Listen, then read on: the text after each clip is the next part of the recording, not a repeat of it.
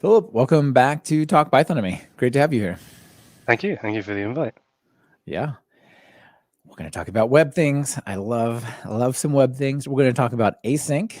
I love async, and we're going to talk about a lot of little cool things you can plug into your web apps that make them more awesome. And yeah, I think it'll give a lot of people a lot of things to think about. So yeah, let's do it. So I guess quickly before we get into talking about Court, maybe a little catch up on where it's been since the last time we spoke about that. Give folks a bit of background on yourself for people who don't know you. Sure, yeah. I guess probably in this context, and maybe the people listening are probably known for Quart and Hypercorn and helping maintain the palettes libraries like Flask and Werkzeug. Uh, well, outside of that, I guess in my professional career, I work as a software engineer in London. I work for a company called Curaleaf International, and quite interestingly, because it's not very well known, we're one of the few companies that do medical cannabis in the UK. Not many people know it's legal, but Yeah, interesting. yeah, putting that aside, so I've worked there for about a year and a bit now. Before that, worked at various other software firms, and then before that, I was actually a particle physicist working on an experiment out in Canada in a deep mine, which was quite good fun. So you like your variety of your jobs, I can tell. Yeah, I had a definite career shift. Indeed. Just funny, a sidebar, when cannabis was legalized here 3 or 4 years ago in Oregon, there are more cannabis shops than there are Starbucks, than there are McDonald's. Like, Oh wow! I could walk to 4 from my house in 5 minutes. It's nuts. Anyway, it's very different than it was a few years ago for sure. It's all fine, but just different. All right, so Court, Court, it's like Flask, kind of, but very interesting in that it's got some other capabilities. Tell people about Court. How does it relate to Flask? There's a lot of crossover. You and David Lord are working pretty closely, it seems like, on things these Yeah, days. so I started Quart about, I guess, 7, maybe a bit more years ago now. And the original idea was make Flask async. At the time, I couldn't figure out how to adapt Flask at all in that direction. So I thought, okay, I'll start by just re-implementing the Flask API using async await. And that's what Quart started out to be. And over the years, David and I have worked to try and merge the two together. So the very latest change that's happened a few months ago is we actually based Quart on Flask now. So there's a lot of shared code now. And for a long time, Quart was based on Werkzeug. And if you're familiar with the Palettes and Flask ecosystem, Flask is built on Werkzeug and Quart was, but now Quart is built on Flask, which is built on Werkzeug, and they're very, very similar. Yeah, that's fantastic. Because the more that you can share, like the more y'all can just focus on features and making it Exactly. better rather than duplicating that effort. And the other aim is that the APIs are the same as they can be, other than async await. So you can take your Flask code base and move to Quart just by adding async await. That's the dream. So yeah, even closer than it's ever been to that now. You're pretty close to being able to rename the word Flask, keeping the case sensitivity intact from Flask to Court, and it works, right? Yeah, in simple projects, yeah. The more complicated ones, it comes down to the extensions, which we're going to Sure. talk about in a bit. But Yeah, that's the whole topic of today, right? yes, exactly. But yeah, that's the aim. Our long-term aim is to actually merge the two and be able to say async Flask. Well, it's kind of the case now where you can say async Flask is Quart, and we can't quite do what Django's done and put async Django as it is in Django. Ours, you have to make a naming choice from the start. But yeah, I think it's getting as close as we can get. Maybe we'll figure out how to merge them in the future, hopefully. Yeah, it'd be great if you could choose to use async def or just regular functions for your views in Flask and not really But you think about can what's do that now. okay. You've been able to do that for about 2 years, I think, trying to figure out when we merge that. So you could use either. It's just not as performant. If your code base is going to be mostly async, you probably want to switch to Quart fully because it'd be more performant and more reliable and robust. But Sure, if why not, is that? stay with Flask. So the Flask implementation will run your async code on a separate thread, and so you get all that overhead of switching between the threads, sending the information over and back, etc. Right. Does it run like an async IO event loop on the other thread, but then Exactly. Yeah. basically curry the results back and forth? Yep. And with Quart, it's running right on top of an ASCII server. Yep. Straight, right? Yeah. Okay. Yeah, that's super cool. And you might be responsible for one of the more prominent ones out there. Tell people about well, what is an ASCII server for people who don't know? Why does it exist? And then the one that you got. Yeah, sure. So historically, there was the WSGI standard, which separated servers from frameworks applications, and kind of gave you a choice between how do you want to serve and deal with concurrency and stuff, and then how do you want your API to build your apps, the framework to be. I think it was a great choice because it made the ecosystem really nice for developers. And ASCII is the same thing for async, and so Quart is an example of an ASCII framework, and Hypercorn is an ASCII server.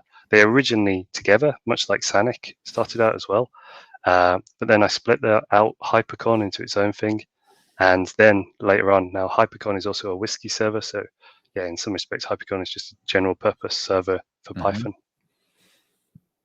And so Hypercorn, it lives in the same general usage base as gUnicorn and MicroWSGI UWSGI, right? So I could run it in production in it kind of like a overseer mode where you can fan out worker processes and system daemon, system D, all that. Is that where it's at? Yeah, it's exactly like that. Yeah, and it also in the ASCII space, it's similar to Uvicorn or Daphne. That's it. Right. I think there's another, but I've forgotten the name just now. Yeah, I was just messing with some Docker stuff, and I was running the web app, a fast API app in gUnicorn using Uvicorn workers, so handling the ASGI stuff that way. Is it better to use Hypercorn? Is it rather than something along those lines? A little more direct, maybe? Or what do you think? I think it's a bit of a choice. So how it differs from Uvicorn in general is quicker because it's HB parser. HB1 parser is quicker, and there's a few other choices that tend to make it a bit quicker. However, at least last time I checked, Uvicorn doesn't support as many extensions as Hypercorn, and it doesn't support HB2 or HB3. Now, most people don't actually serve that directly. They tend to have a load balancer in front, but I tend to do that because it's quite exciting. So you're getting there with Hypercorn. And then after that, it's a bit of a choice between, what features do they both have? What do you want to use? So they're fairly similar, I would say. Sure. Okay. Somewhat. Up to you what you want to choose. But for people who have mental models, maybe using Uvicorn, they could check out Hypercorn, right?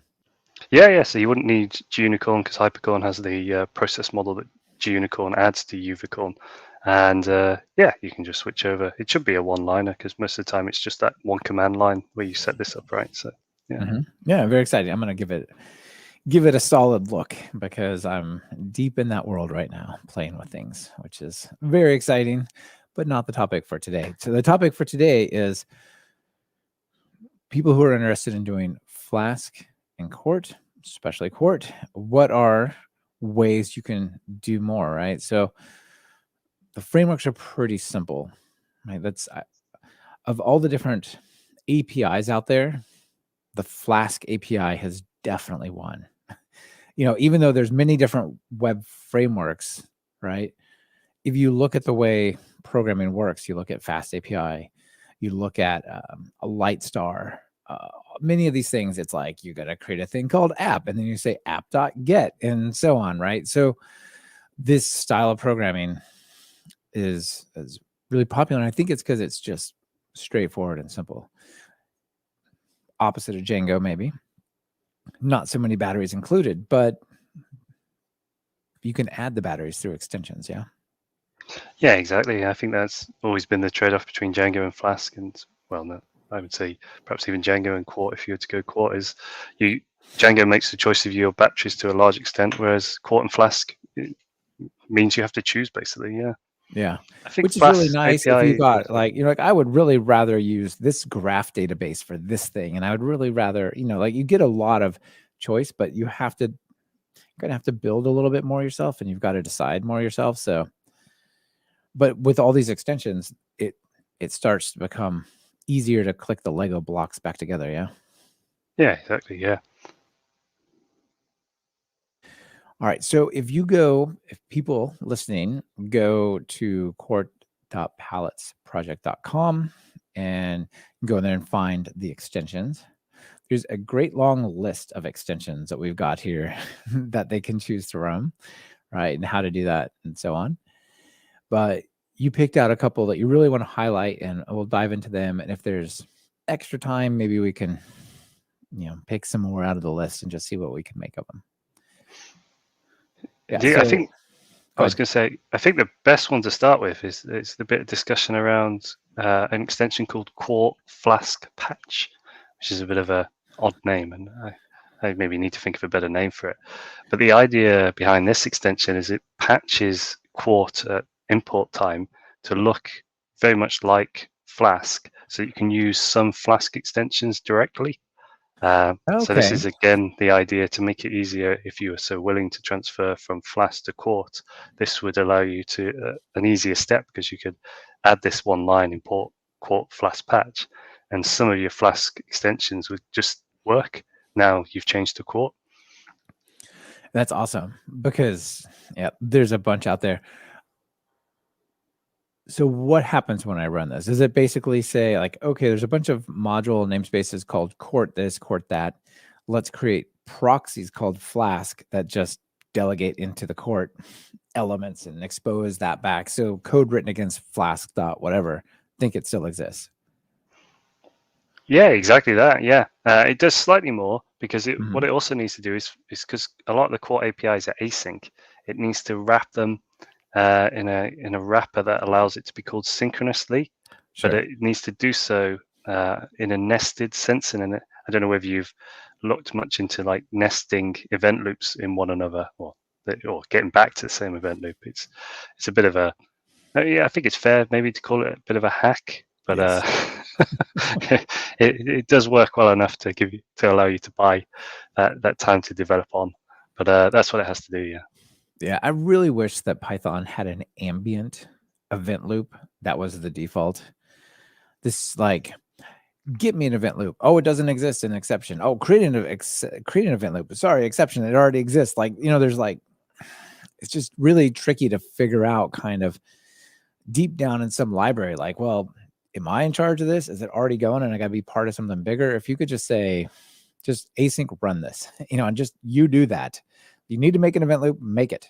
If you don't need to make one, just put it in the one that's already there, right? Like, I really wish there was a little bit cleaner story there, but we're not going to solve that with Quart extensions. No. I mean, if they had done that, it would have made making Flask async a lot easier. And you've probably come across the library. I think it's Greenback. Greenback? No, this is new.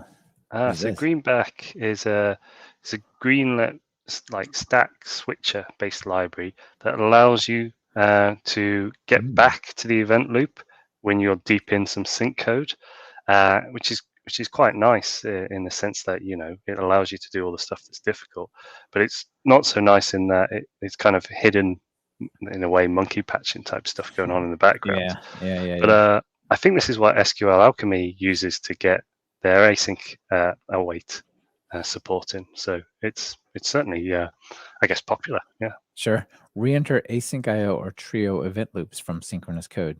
Very nice. Cool.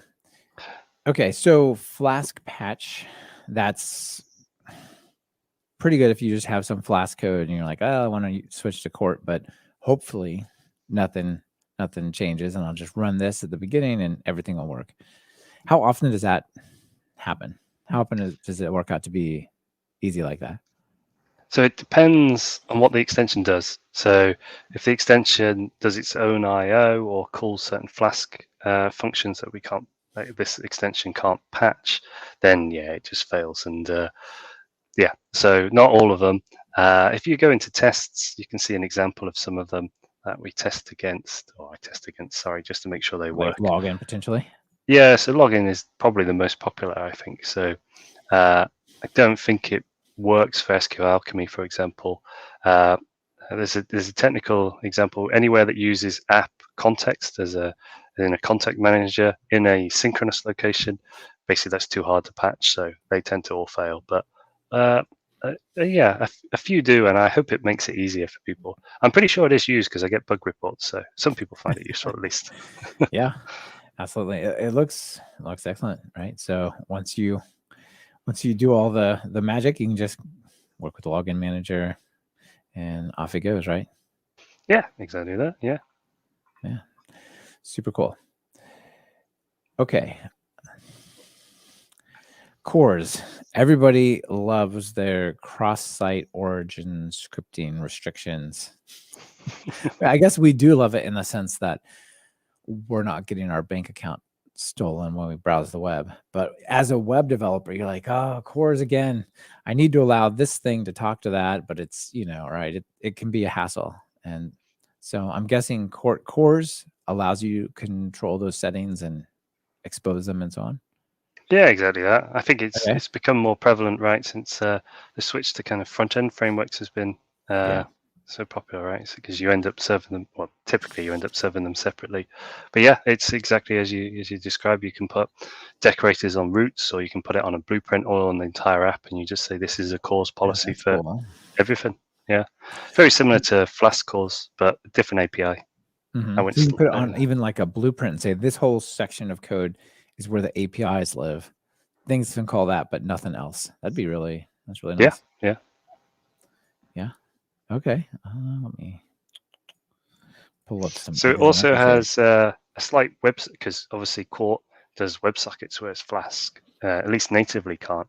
But yeah, there's some WebSocket considerations for Quart as well, which mostly come around to checking the origin header. But yeah, it does that as well.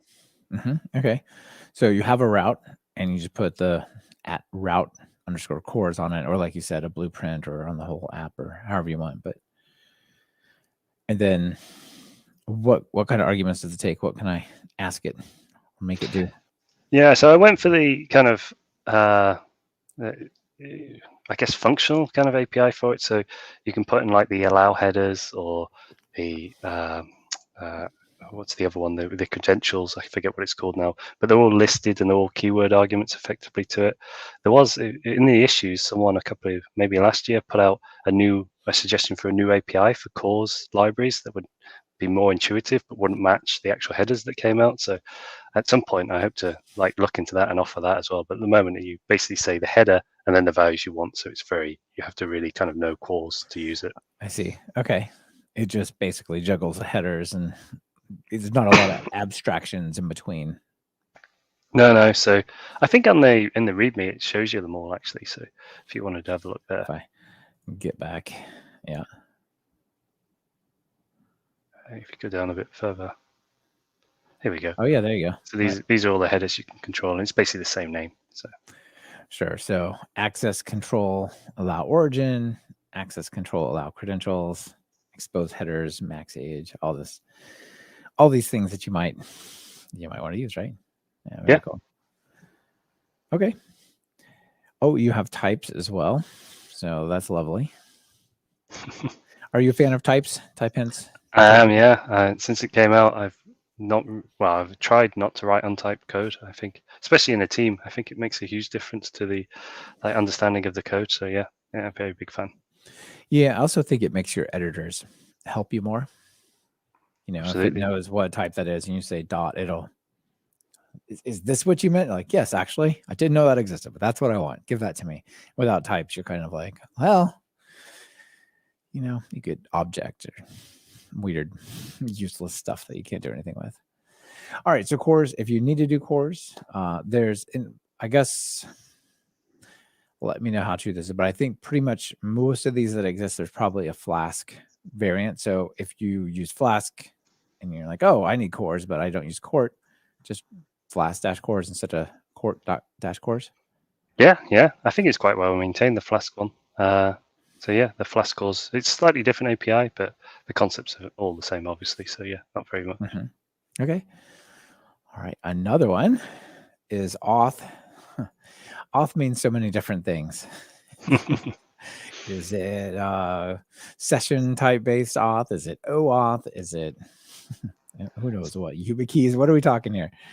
So this is session management via a secure cookie. So it's a similar usage as if you're familiar with Flask login, but I didn't want to call it Quart login because it didn't really do anything with the login. It didn't check the password or the username or an MFA or anything to do with login, in my opinion. So I called it auth instead. But yeah, so with this extension, you tell it to log in a user and give it some kind of identifier, and it saves that information securely in a cookie for you. And whenever the user comes back and presents the cookie, it then pulls it out and turns it into what is called the current user. So you'll be, I think it's called the current user in Flask login as well. So very similar to that. Okay. Does it actually give you a user object back or like an ID? Yeah, you get a auth user object, but you can change that to your own class. I think there's an auth user class. Oh, the light's just gone. Excuse me a second. It's absolutely dark in your room. That's nuts. Okay, no worries. So hold on.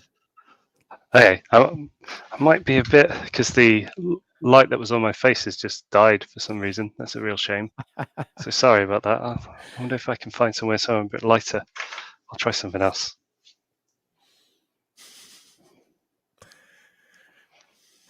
It's a bit better, I suppose. Yeah, at least we can see you. Yeah. Sorry about that. Did the light bulb break or something? It does seem to have just died. Yeah, I'm not really sure why. It doesn't happen as much as it used to. Right now we have like LED and other stuff that lasts longer. Right? But if it's ever going to die, it would be now when I need it. So yeah, of course it would. That's guaranteed. Of course it would.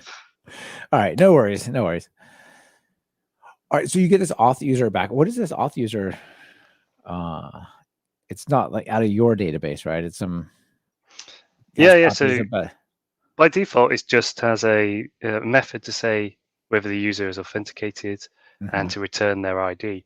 But if you customize it, if you extend it, so what I typically do in my code base is I extend it and I add methods to return the model from the database, for example. Okay. Yeah, very cool. Nice. And there's a lot of fancy login off stuff, but a nice session cookie, it just works these days. It still works really well. It does, yeah. Much simpler than JWTs and less likely to go wrong, I think. Yeah, I don't know. It's not exactly related, but I've had a lot of websites now have given up on passwords, but they don't use something newer. They just decided like every time you want to get to the site, we're going to email you a code and you enter it. It's like, when did that become the way we're going to log into everything? It's driving me crazy. So some good old username, password. We're going to store your ID in a cookie. I've been warms the heart. Bit off topic, but I've been playing with the WebAuth and little USB keys and such recently. I quite like it. I think it might be a bit complex still. It's a little tricky to get working, but yeah, it's. I think that's probably the future, to be honest with you. Yeah, the site just sees like, yeah, you got the right hardware thing. Off we go. Computer knows you're there. Something like that, right? Yeah. Nice. Okay, so people need to deal with users. This is not about storing them in the database, encrypting, hashing their passwords, or those types of algorithms. It's really just about the web browser exchange that involves setting a cookie when you're logged in and getting it back and make sure it's not tampered with, right? Yep, exactly that. Yeah. So what it does is it stores the value, like the number 2 is the ID for the user. So it stores that in the cookie in plain text, but then cryptographically signs it. So you don't want to store anything sensitive in the cookie if you're worried about it being read, but you can store identifiers, etc., and know that it hasn't been tampered with. Yeah, that's the thing. It's not going to harm you to know that your user ID is 2 or 75117 or whatever. But if it's 2, was to stop somebody from going, let me change that to a 3 and see what happens. Oh, look, I'm an admin. How cool is that? Right. That's the problem that you're trying to solve with secure, right? Exactly. Yeah. Yeah. Cool. Well, from my side, I baked that thing in myself, but having extension that just does it. That sounds better. Yeah, so the nice thing, well, the bit I took a bit of interest, I think it's changed now with Flask login, but a couple of the areas where I wanted to improve is it does same site settings on the cookie by default. So it will start with the strict, and then you can play around and go down to lax if you so need. But it also has the special, it allows the special host, the double underscore host prefixes on the name and stuff like that. And so, although I don't think in reality that adds that much to your security, but it's a kind of a safety net in some respects. Yeah, sometimes also it becomes a hassle when you're doing development because your host is localhost and you're saying it has to be mysite.com. You're like, well, I can't log in anymore. So then you've got to have localhost. And then I don't know. It doesn't feel super tamper resistant to me either. No. Are you familiar with SecurePy? I don't know if that's there we go. Yeah, so this is an interesting project too. Oh, it's archived. Oh, sadly. Is there a new one? No, but I think it still works. I'm not sure what it's been deprecated. Yeah, mostly fresh. Okay, well, I guess that's not being used as well used that much. But it used to be a way to kind of set all those different things, I believe. Or is this a different? This is the. I think this is. I thought you were going to say secure headers. I think, or something. Was it? Is it called that? I think it's just called Secure. Is what it is. Yeah, that's the one. So sorry, that was some other random thing that we found that was called SecurePy, but not. This thing is still alive, right? And supports Quart, which is why I brought it up amongst like lots of other frameworks. But yeah, you were going to tell people about this. This is cool. Yeah. So I mean, I pretty much end up adding all of these by hand. So yeah, you most of the headers you want to add, and if you ever do a pen test, right, if you don't have these headers by default, that's gonna be a finding straight away. So yeah, it just adds all the ones you want, really. Right. For one of the ones that you might not think of that you should probably have, unless you have a really specific use case, is what if somebody created a site, you had service.com and they had service.io or whatever, and they bought that, and then they could put your whatever their URL is, just into your site as 100% width and height iframe, right? And then they just capture all the keystrokes. It's like, you're typing into your thing. It looks like your thing. Your data is there. You don't want people to do that to your site or just randomly host your site in their site. So, for example, this secure thing will set X-frame options to same origin. So you can't embed. Your site can no longer be embedded by default. You got to choose to let it be embedded. All those kinds of things, right, are really nice here. Actually got caught out by that many years ago. I built an image photo editor in the browser, and cool. It started to get quite a lot of use. And I was like, oh, this is great. And then I realized it was on somebody else's domain, basically in an iframe. So, oh well. They're like, look at our amazing editor that we're getting Google AdWords money for or whatever, right? Yeah, exactly. Yeah, so a little bit of header action will shut that stuff down. But I mean, I didn't know to do it until I kind of dug into it more, right? Or you find out your site somewhere else. I think it's like a lot of it seems to be, learned with experience, I guess, isn't it? Yeah, or on the job. That only happens once when you see your web app in somebody else's site embedded as an iframe. You're like, no, this is not going to be okay. Awesome. All right, so that was QuartAuth as well as the secure thing. Next, I guess kind of related to security, maybe. Not I would say but so. somewhat. Rate limiting.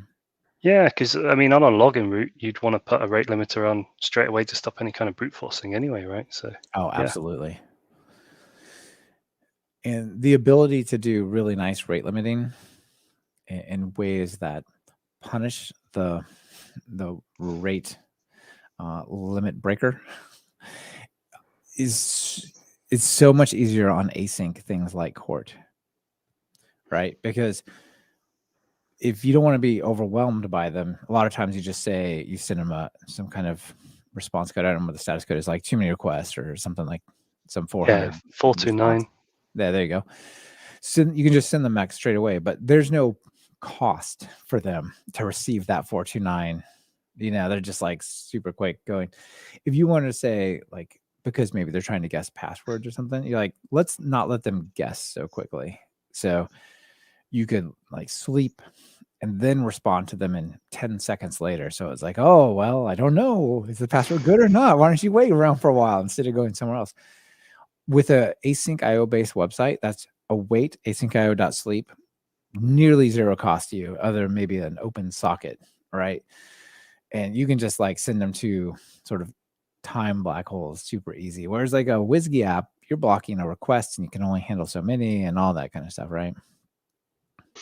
Yeah, so this one sadly doesn't do any of that fun. It doesn't have punishment built into it. No. No, but tell us how it works, what it does. I was going to say, I think there was an article today suggesting you should serve zip bombs or something to like unpleasant requesters, but yeah, it doesn't do any of that. Send them like 100 gigs back or something. So this zip bomb would be good. That would be good, actually. Yeah, so this one implements rate limiting as it's defined. Like a user would be allowed to do so many requests in a certain time, and also implements the RFC for the like headers that you're supposed to send back when they go over the rate limit, so they know when they can or when the client can then request again. So I see, like you've made too many, rather than just saying too many requests, try again later. You're like, and you'll be reset in 5 minutes, or like there's a proper way to communicate that. Yeah. But the thing I find really interesting about this, which I don't know if everyone does, but I'll say anyway, but most people implement rate limiting like a leaky bucket or something like that. These are the standard algorithms. And typically that requires you to store 2 variables per key, per rate limit you're looking at. But there's I think it's not a very well-known algorithm called the generic cell rate algorithm. I think that's right. And this allows you to store one algorithm, one variable per rate limit, and it's really quite nice. The algorithm, it's very when you get it, it's really intuitive and clean. You basically what you store is when you expect the next request to arrive, and if the request arrives too early, then you just rate limit it. And yeah it's really clever, I think. So I'd like more people to know about it, basically, because it's a really nice solution. It's a great solution, yeah. So this, it doesn't slow them down. It just tells them that they've gone over the limit in this particular one, right? Yeah. So like if you expect it to be in 5 seconds, you don't just sleep for 4 and then let it in. No. So the idea is that this decorator is much less costly in terms of your compute than your function, your handler. So this decorator will just send back a 429 very quickly and never touch your root instead. Sure. Okay, interesting. I'm starting to think about maybe if you have async and await available and your algorithm told you when the next one was coming, you could just sleep them until the next one's allowed, potentially, if it wasn't 10 minutes, right? That would potentially the client would, I mean, it depends on your rate limits, but there's a good chance the client would time out, right? So right, it'd have to be like 5 seconds or something real short, right? Like I don't want more than 1 request a second type of rate limiting, not like 5 per hour, because then they would definitely time out. But yeah, there's a lot of things you can do with this. So basically the way it works for people listening is you can set it up on the app, so the entire app itself, all the requests to it are limited, right? Or you can go and put kind of like Tenacity. You can put the decorator exactly on a particular endpoint and then set the details for that one, right? Yep. So a bit like Cause, you can do it per app, per blueprint, or per route, depending what you need. Mm-hmm. Okay. And here you say rate limit 1 and then a time delta. What's the 1? Is the count. So you might want, so for a rate of 1 per second, you might want to express that as 10 per 10 seconds. So it would be, instead of the 1, the 10. And that allows you a bit of bursting, if you will. So, that 10 can come in 1 second, or they can be spread over. So yeah, it allows you to express the rate limits in different ways, really.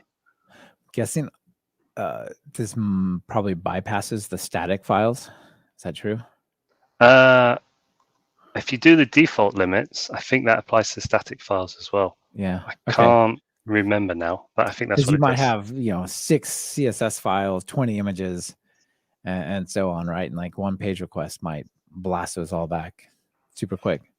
Yeah, you Presumably, certainly though, want a higher limit. yeah, but presumably you're using something like Nginx or whatever, or maybe even a CDN, and then like all those other things I described don't actually go through the Python app, ideally. Yeah. I mean, it does work if you do it for the Python app as well. So up to you, I think. Yeah. Indeed. All right. WT forms. Next up, Court WTF. What is this?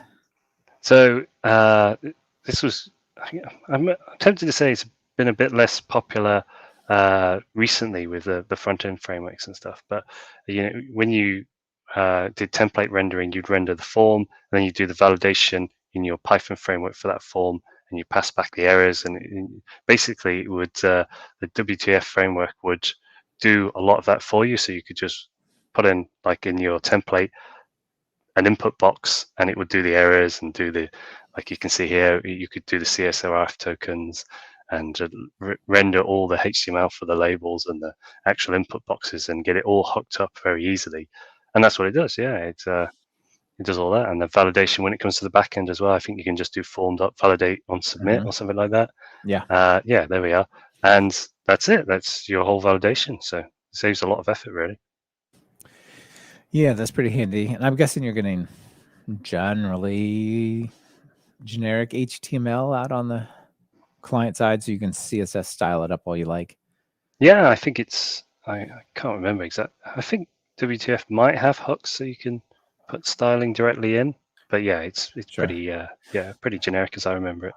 Yeah, some frameworks require like explicit stuff on, say, the input box, like form dash control would be Bootstrap and things like that, right? There's probably some way to set a class. Yeah, I think there's a class name argument. I'm trying to. I may have misremembered that. I think it was called class name. Yeah, sure. Nice. Yeah, I haven't used this really, but I've used it something kind of like it in other frameworks.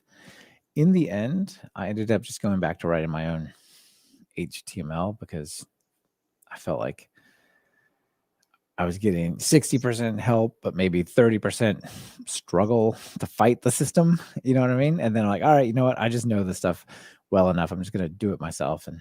But if you don't want to mess with it, you want some sort of quick development type of thing, or maybe you're not super familiar with HTML, this will definitely help, right? Absolutely, yeah. I think you can also write your own HTML instead and just let it do the Python validation part if you so wish. As long as it lines up, yeah, sure. Yeah. I think it's just the name that matters. Like your input has to have the right name. Because the CSRF. How would it know, right? It couldn't know. Yeah, exactly. I was just going to say the CSRF part is quite easy and nice. That just puts a hidden input in with the token in, and it's all taken care of for you. So that can be quite nice. Yeah, excellent. All right, schema. So schema for APIs, right? Yeah, so it's possibly the kind of more, I'll say modern, but I'm not sure if that's the word I mean. But yeah, so we as an industry, we seem to have moved away from the forms of old and form data to sending JSON all the time, right? And Court Schema is about saying, I expect this structure to arrive, validate it for me. So it's very similar to Fast API, which I'm sure a lot of people know. Okay, that's pretty interesting. So, like you say, very much like Fast API, it kind of brings in what some frameworks call model binding, where you can say there's an argument and it's of this type, and then like a class, Pydantic class or something along those lines, and here's a data class, and it'll take all the inputs, right, query strings or route parameters, whatever, and parse them and map them in there, and then just give you an object and go, here, it's ready. Yeah, so for this library, it supports, I've used all the documentation as data class, but it's Pydantic based at the moment. And because of it's not actually the typing, so there's no dependency injection or anything like that with Fast API, but it uses the decorator validate request, and you pass it the model. And if the request that arrives can be turned into that structure and validated as such, then your function will be called and that'll be passed in as data. If it can't, then the client will get a 400 response. And right. Bad requests, bad data. Exactly. Yeah. Okay. so validate request makes sense to me. It means like here's your structured object that comes in, passed in as data. What's validate response? So it's the same concept, but going back. So if you return like a to-do class instance itself, then there's no validation to do, right? You've already said it's the right structure. But often you'd return a dictionary or something like that, right? And expect it to go back as JSON. What this will do is it will say, I'll check that dictionary is of the right structure. And if it isn't, it throws a 500 response to the client and an error that you can go and view in whatever error monitoring tool you've got. Sure. Okay, that's excellent. So I see you have data classes here, and you said it also works with Pydantic. Yeah, so, well, actually, a shout out to one of your previous recent streams is I'm working on message spec support at the moment because I actually quite like that. So message spec is interesting. So it will support Pydantic and message spec. So you'll be able to use Pydantic data classes, ATAs, message spec stuff. Well, the message spec struct. I think that's probably all of it. But yeah, quite a bit of choice there. Struct class is really, they've done some super interesting things here to make these data classes almost better for performance than even regular, and for memory and stuff, than regular Python classes. It's quite impressive. Yes, yeah, absolutely. Yeah. Just for people who don't know, maybe just tell them real quick what message spec is. They probably know data classes in Pydantic. Yeah, so much like data classes, and you can see here, it's a nice, simpler way of creating a class with various things created for you.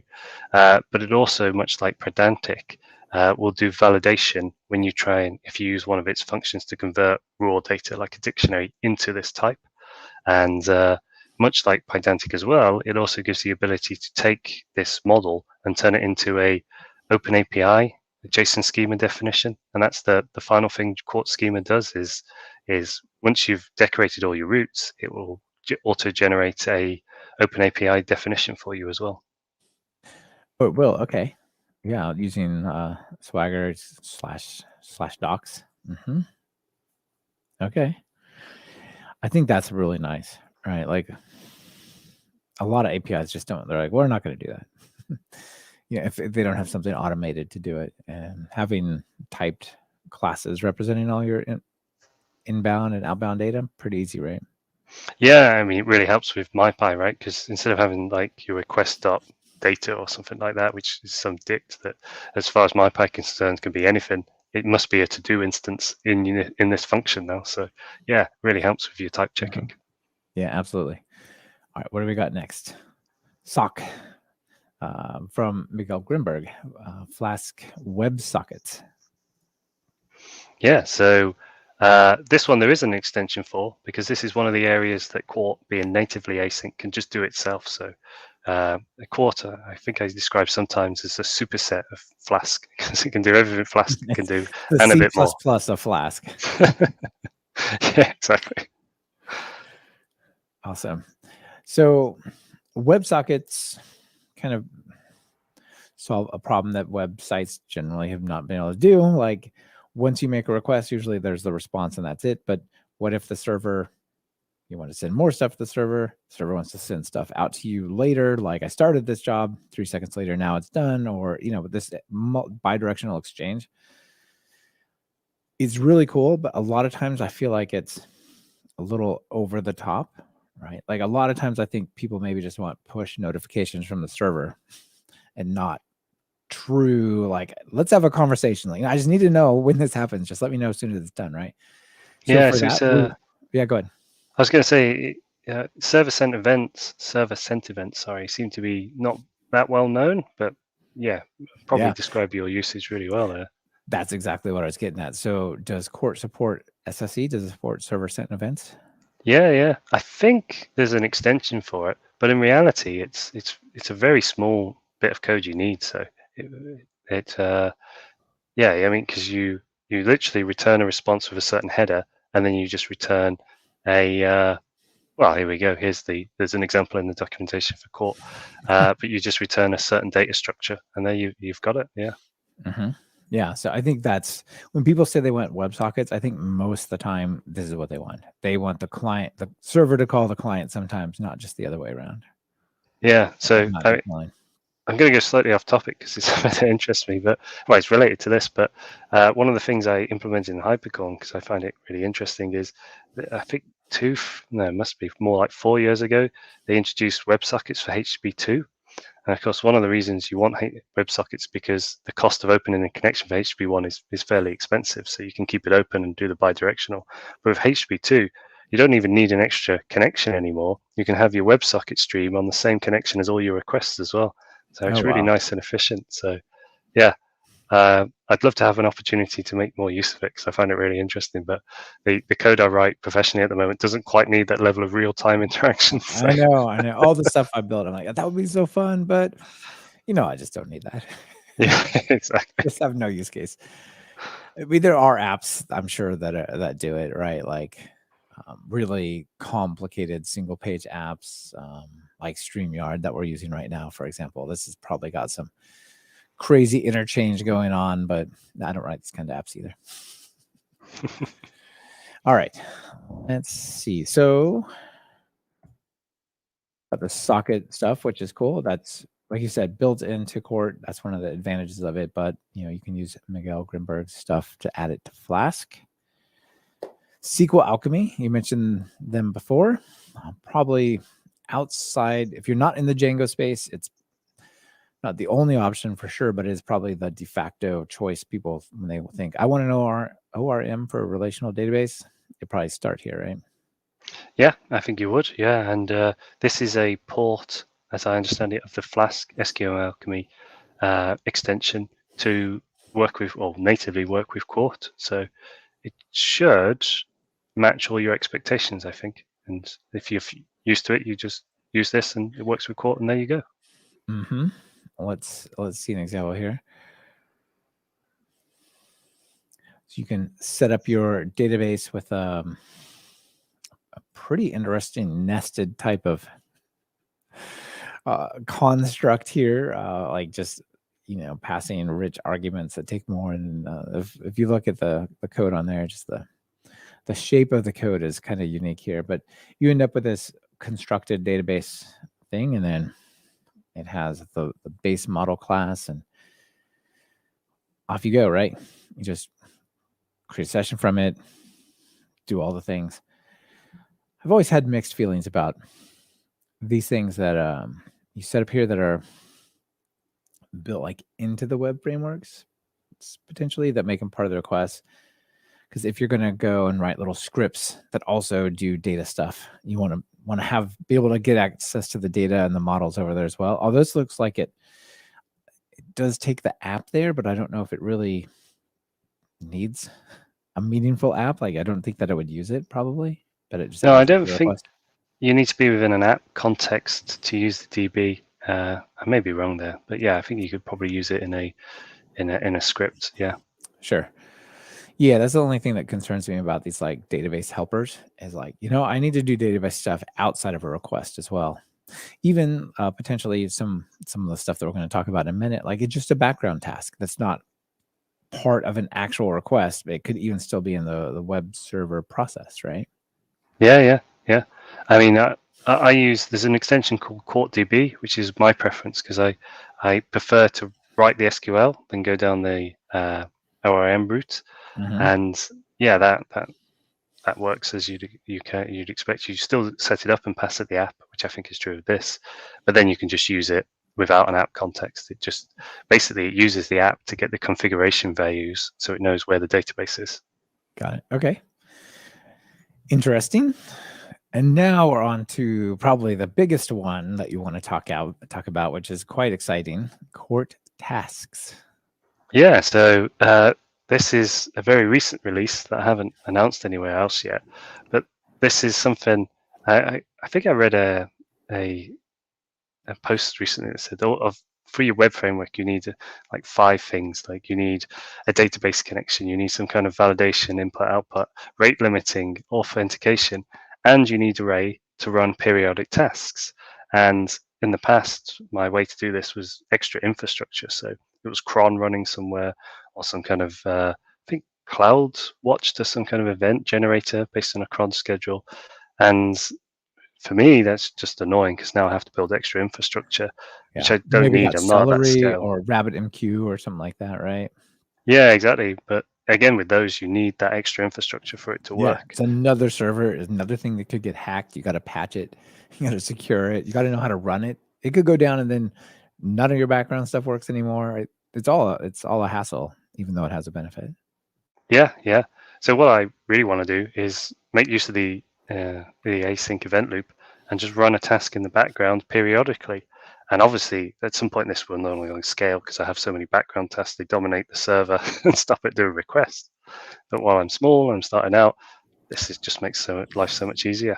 Absolutely, it totally does. And because everything's async and await, you can just set up the task and just await the task, and it just blends in, hopefully well, with all the web requests, right? Yeah, yeah. So for Quart tasks, if you write your task as async def, then it will run it in the event loop. But if you write it Yep. as a def, it will run it on a thread.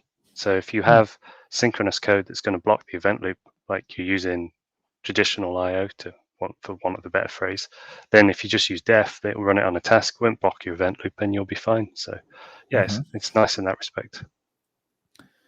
Yeah, and as long as your async pieces are fine-grained enough, you probably won't know, right? Yeah, yeah. Yeah, it's just if you run a whole bunch of synchronous code or something like that, you might start to clog things up, but don't do that. Honestly, like what I find anyway on the web most of the time is you're talking to other things, talking to a database, talking to a cache, talking to an API. All those things are like perfectly suited for await because most of the time you're almost outside the web app.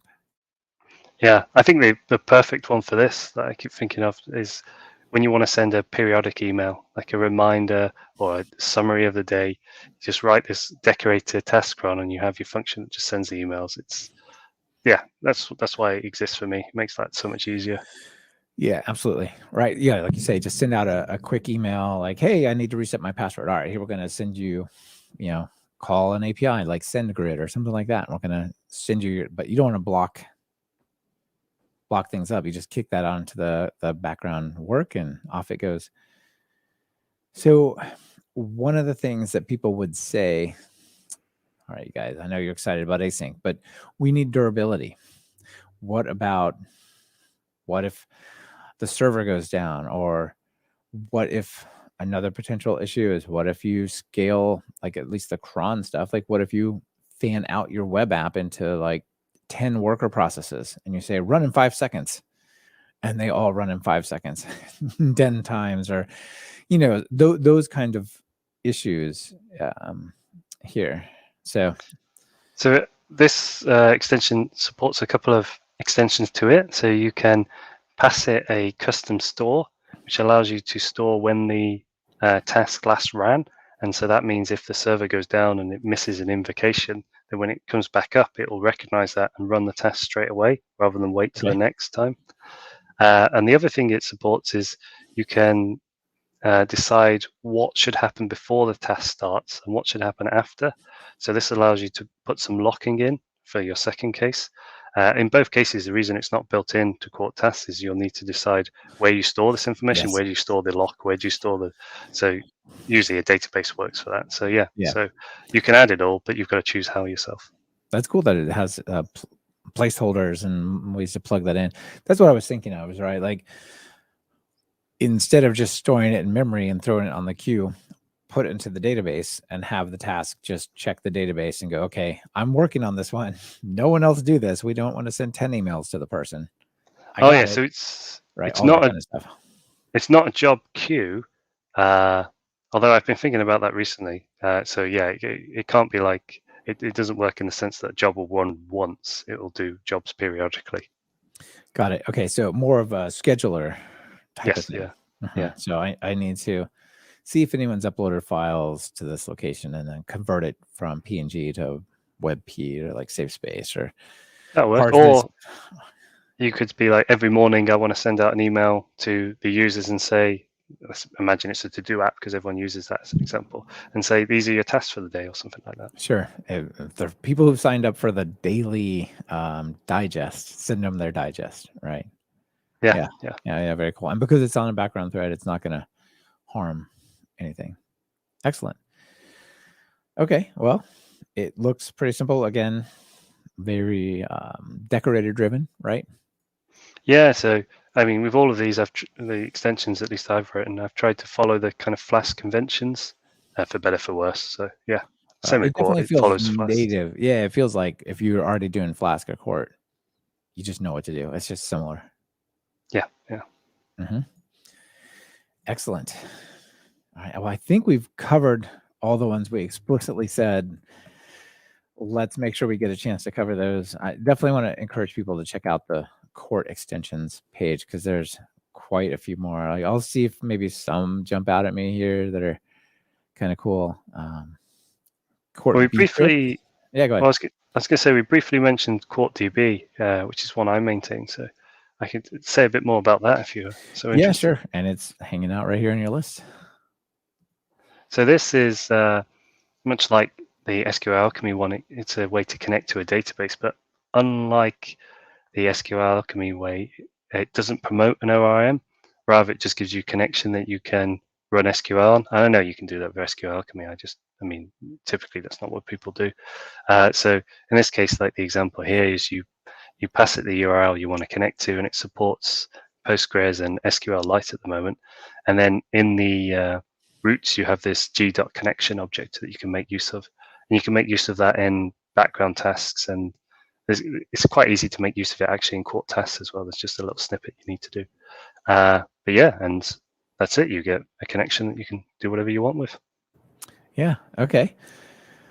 Very nice way to just have everything set up right. Like you don't have to worry about passing these things around and create a transaction. Go do your things, right? Mm-hmm. Excellent. What else jumps out here? We got Quart events for broadcasting server sent events and WebSockets. That's pretty cool. There is one, yeah. Yeah, another one that's cool is Minify, like minifying all of your elements, right? CSS, JavaScript. Yeah, I've been doing that at the build stage a lot recently. There's a little snippet I can share if people want for Quart where you change the static function, so it will serve a gzipped version of the static file over the ungzipped one if the client will accept it. And yeah, then if you do it at build time, because I think this one, and it might be a mistake, but I suspect it works at runtime, so it compresses at runtime. It sounds like it does, yeah. Mm. Let's see.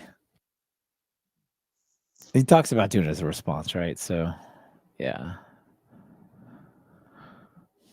Oh, it does have a cache, though. Okay. Yeah, where you get similar, very similar to what I'm suggesting then. Excellent. Those are really, really handy. If people go and they want to make their website better, check out, I guess page speed. Google. The Lighthouse. Lighthouse is what I was going to call it. Yeah, but they renamed it to page speed. So you go put in. Let's see. And talk Python and see how we're doing. But it'll give you things like how is your site fast enough? Let's see how the desktop one's doing, right? And it'll give you a score, and are we going to index you well, or are you going to be punished for having some kind of crappy experience? And this minification stuff that we're talking about can help there, right? Absolutely, yeah. Similar to your DB, your Quart DB, we have Quart Motor, which is the async database access library for MongoDB. So I suspect it's super similar. I haven't used it because I use Beanie, which is like ORM style, so kind of on top of those things. Keycloak is interesting. Redis also is pretty interesting. Uploads. Let's finish it out with uploads, and we'll call it after that. Okay.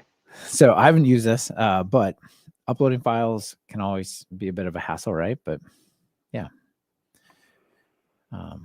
So it looks very similar to the Flask uploads one. So it's a it's kind of a nice wrapper around how you get access to the files you've uploaded and what you do with them, kind of thing. Yeah. Yeah, that can be a little bit of a hassle, right? So you got your request.files and all that.